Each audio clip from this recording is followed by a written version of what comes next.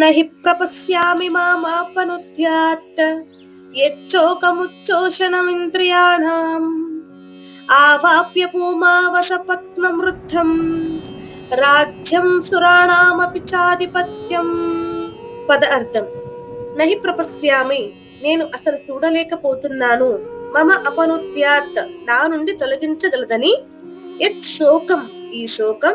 ఉచ్చోషణం ఇంద్రియాణం, ఇంద్రియాలను ఎండబెట్ట వేస్తున్నది. ఆవాప్య, పొందినను గాని.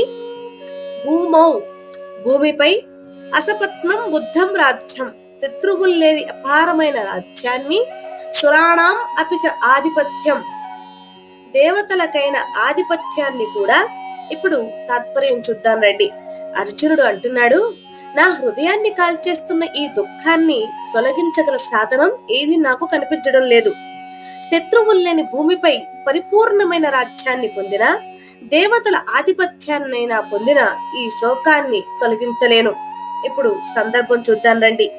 7వ శ్లోకంలో అర్జునుడు శిష్యుడిగా కృష్ణుణ్ణి శరణు చేరాడు. ఇక్కడ 8వ శ్లోకంలో ఆయన తన ఆత్మీయ దుఃఖం ఎంత తీవ్రంగా ఉందో చెబుతున్నాడు.